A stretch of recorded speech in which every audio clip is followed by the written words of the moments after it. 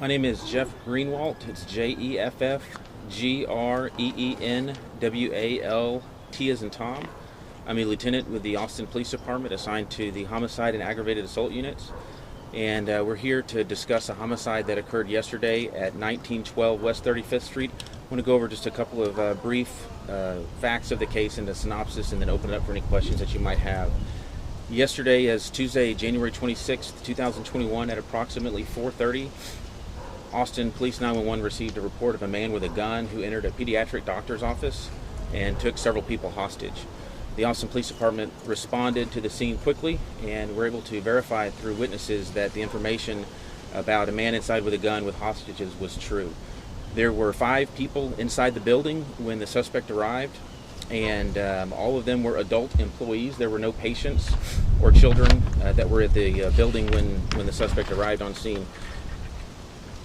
When the suspect arrived, he displayed a gun and told the hostages to tie themselves up. Some of the hostages were able to escape, and some of them were ultimately released. Unfortunately, one of the employees of the doctor's office, Dr. Katherine Lindley Dodson, a 43-year-old female, was not able to escape and was taken hostage by the suspect, who's been identified as Dr. Bharat Narumanchi, a 43-year-old male. Because we had a barricaded situation, a hostage inside and a man with a gun, the officers on scene followed policy and called our SWAT unit, who responded immediately. Our SWAT unit was able to arrive on scene and contain the scene. They were not able to make contact with anybody inside. We're not able to establish communication, and we're not able to hear anything as far as a disturbance or calls for help or gunshots or anything like that. Several hours later, when SWAT was able to get eyes inside of the business to see what was going on, we were able to see that both subjects were deceased. The victim, Dr. Dodson, died at the hands of the suspect, who is Dr. Narumanchi, who died because of a suicide. So this is investigated as a murder-suicide. We are at the process of trying to figure out what Mr. Narumanchi's involvement was at this particular doctor's office, why he targeted this particular doctor. We know that approximately a week or two earlier, he did walk to the office and applied for a volunteer position where he wanted to help out. He is a pediatric doctor, but he was told no, and we don't know if that's the reason he decided to come back or if there's some other involvement that he may have had. And we also know that the suspect, Dr. Narumanchi, had terminal cancer and was only given weeks to live.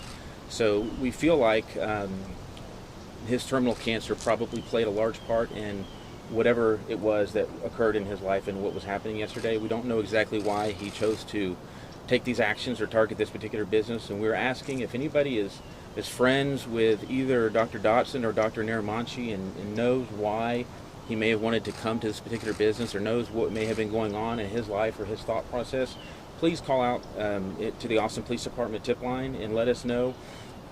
For all intents and purposes, the case as far as who did this is closed. We know who did it, and we know that there's no longer a threat to the public, but we really, really want to answer the question of why and provide as many facts and circumstances to the family and friends as we can, and provide as much closure in this tragic situation as we can.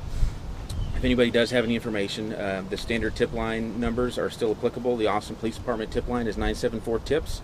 Crime Stoppers is 472-8477. And anybody can call 1-800-CRIME STOPPERS at any time or go online and remain anonymous. Does anybody have any questions? Have you been able to get in touch with the suspect's family to kind of get an idea of what exactly made him caused the target was on? I know you said he was told no last week and also but has family given any insight? So we were able to get in touch with family even before we discovered everybody deceased inside the business. And they're absolutely cooperating with the investigation. I think yesterday's events surprised them as much as it did us.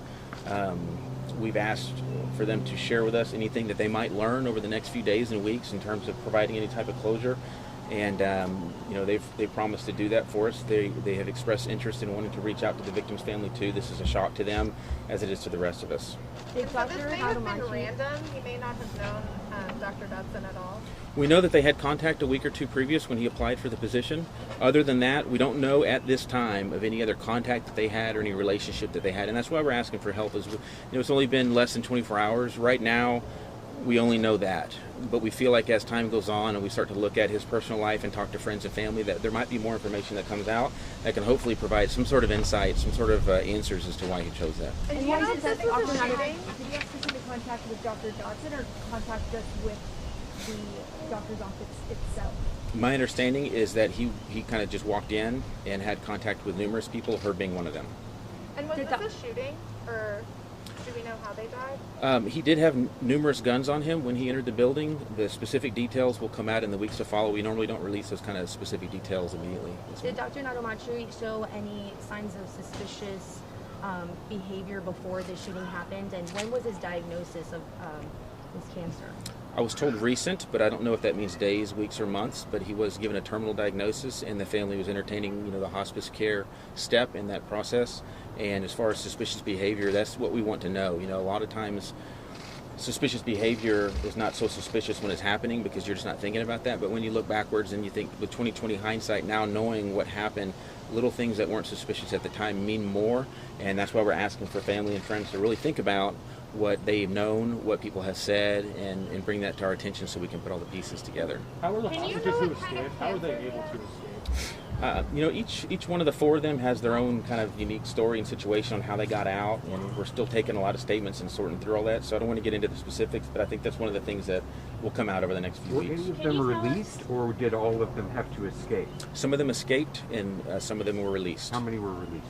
We're still getting into the details of exactly how they got out and whether or not they were given, quote-unquote permission to leave. So Dr. Dodson was the remaining hostage, That's correct. and at some point after being the remaining hostage, she was shot. That's correct. But So before there was that, no there were one 5 hostages that were stuck inside, not including those that escaped that were probably working inside. When he entered the building, there were 5 employees. Dr. Dodson being one of the 5. Okay, gotcha. 4 people got out safely.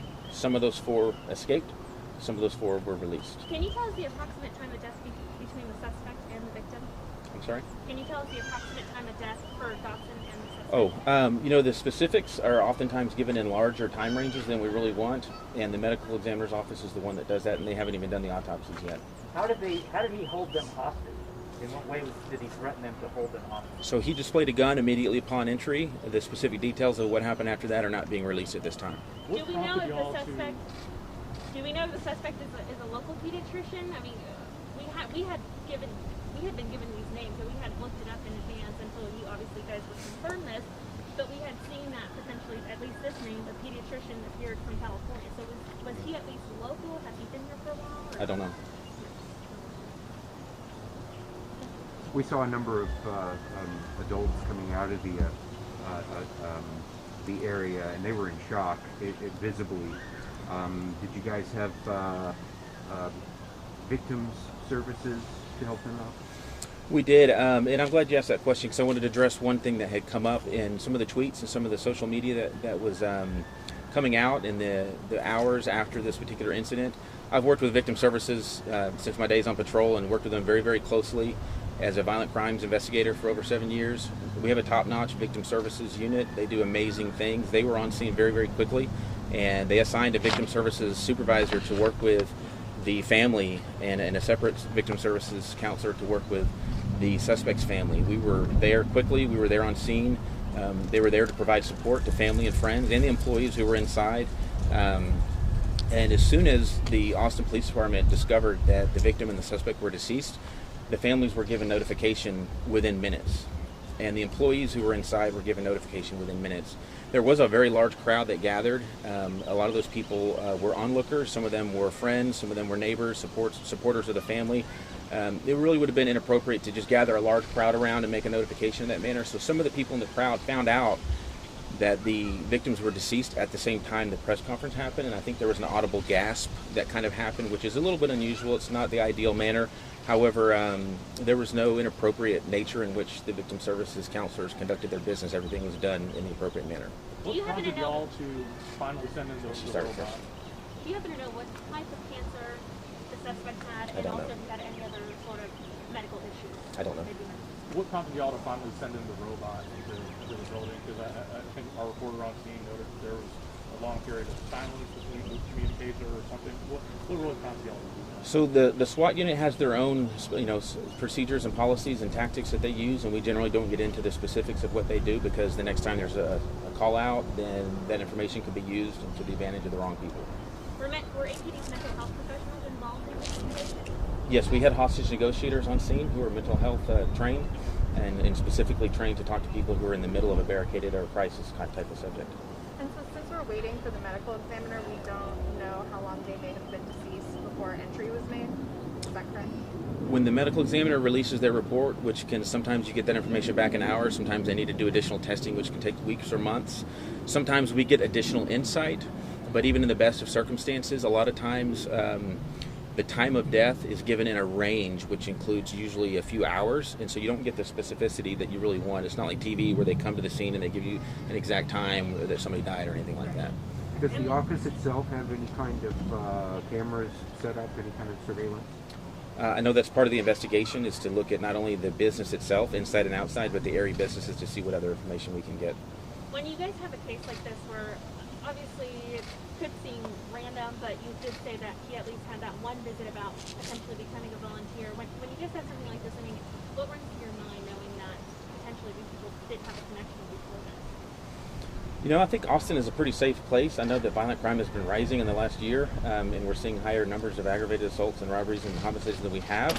Still, given that context, this is a pretty unusual thing for Austin. I've been talking to a number of different officers and detectives, some senior sergeants here at the police department, about the last time something like this happened where we had a SWAT call out in a hostage situation, and we really can't remember one. Not in recent memory that I can remember. There may have been one, but it's extremely unusual for this to happen. Most of our homicides involve somebody who is acquainted and some sort of a friend or family, or at least loose acquaintance type of way. And you've been here for how long? I've been here 20 years. So in the 20 years you haven't seen anything? Not that I can recall.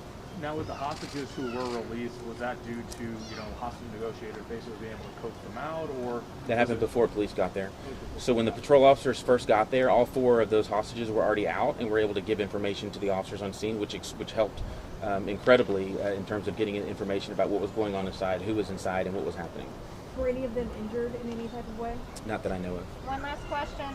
For the community members or patients of Dr. Dodson, what would you say to them as they're living right now? We the same thing I would say to any of our homicide victims, family and friends. Any homicide under any circumstances, regardless of where it occurs or who it involves, is horribly tragic. And our hearts go out to the victims and the families and the friends. And I think that she's got a large support network. From what I saw on the news and social media and the circles of information that I've seen, I think that she's going to have a very large support network of family and friends. Her family will have a very large support network. So I think that you have to rely on that support network to get through that situation and move on in life. Thanks, everybody. Thank you so much. Thank you.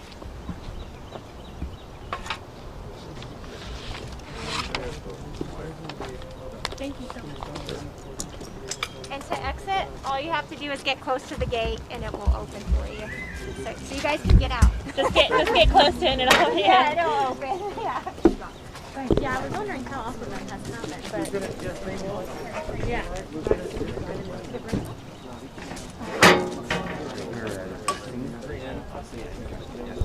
scene.